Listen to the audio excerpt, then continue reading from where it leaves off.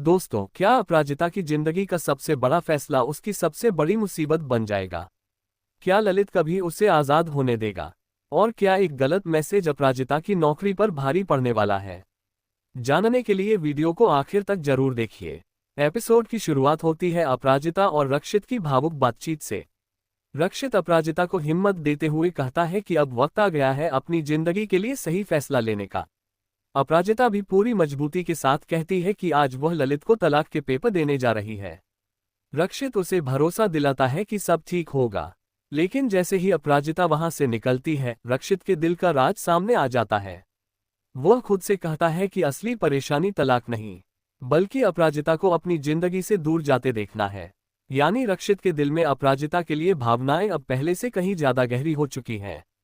उधर दुबे जी भी रक्षित की हालत समझ जाते हैं। वह मजाकिया अंदाज में कहते हैं कि जिंदगी बार बार मौके नहीं देती। दुबे जी की बात सुनकर रक्षित के दिमाग में एक नया प्लान आ जाता है। वह अपनी बर्थडे पार्टी का निमंत्रण पूरे ऑफिस में भेज देता है, लेकिन ये देखकर इरा को बिल्कुल अच्छा नहीं लगता। वह गुस्से में पूछती है कि आखिर इतनी बड़ी भीड़ को बुलाने की क्या जरूरत थी। तब रक्षित मुस्कुराते हुए कहता है, ये लोग भीड़ नहीं, मेरे अपने हैं। तभी वहां अपराजिता पहुंचती है। रक्षित उम्मीद करता है कि शायद वह पार्टी में आने के लिए हाँ कह दे, लेकिन अपराजिता साफ मना कर देती है। वह कहती है कि उसे बड़ी पार्टियों में जाने की आदत नहीं है। रक्षित के चेहरे पर हल्की निराशा जरूर दिखती है, लेकिन वह अपने जज्बात छिपा लेता है।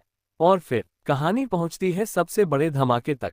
अपराजिता हिम्मत जुटाकर ललित के घर पहुंच जाती है।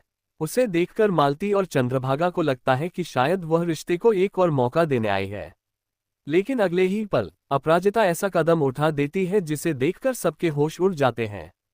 वह ललित के हाथ में तलाक के कागज थमा देती है और कहती है कि दोनों परिवारों को और दर्द देने से बेहतर है कि वे अलग हो जाएं। ये सुनते ही पूरे घर में सन्नाटा छा जाता है। चंद्रभागा गुस्से से आग बबूला हो जाती है। वह कहती है कि उनके परिवार में तलाक जैसी बातें नहीं होती। लेकिन दोस्तों, अभी असली झटका बाकी था। ललित अचानक उन तलाक के कागजों को आग लगा देता है। जी हाँ, सबके सामने तलाक के पेपर जलाकर वह साफ कह देता है कि वह तलाक नहीं देगा। अपराजिता ये देखकर पूरी तरह हैरान रह जाती है।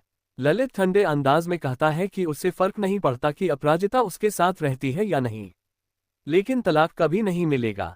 इतने में रामगोपाल और मालती वहां पहुंच जाते हैं और उनके आते ही ललित का पूरा रंग बदल जाता है। जो आदमी कुछ मिनट पहले तलाक से इनकार कर रहा था, वही अचानक प्यार करने वाले पति का नाटक शुरू कर देता है। वह कहता है कि अपराजिता के बिना वह जी नहीं सकता। ललित की ये दोहरी चाल देखकर अपराजिता का दिल टूट जाता है। वह तुरंत वहां से निकल जाती है और सबसे पहले फोन करती है रक्षित को। रक्षित उसकी पूरी बात सुनता है। फिर वह कहता है कि यह लड़ाई अभी खत्म नहीं हुई, बल्कि अब शुरू हुई है। जरूरत पड़ी तो घरेलू हिंसा और मानसिक प्रताड़ना के आधार पर भी तलाक की याचिका दायर की जा सकती है। रक्षित की बातें सुनकर अपराजिता को थोड़ी ताकत मिलती है। फिर वह एक ऐसी बात कह देती है जो सीधे रक्षित के दिल को छू जाती है। वह कहती है कि इस मुश्किल सफर में रक्षित उसका सबसे बड़ा साथी बन गया है। ये सुनकर रक्षित भावुक हो जाता है। लेकिन दोस्तों, अभी एक और बड़ा ट्विस्ट बाकी है। अगले दिन ऑफिस में अपराजिता की छुट्टी मंजूर हो जाती है, लेकिन इरा उसे परेशान करने के लिए ढेर सारा काम सौंप देती है।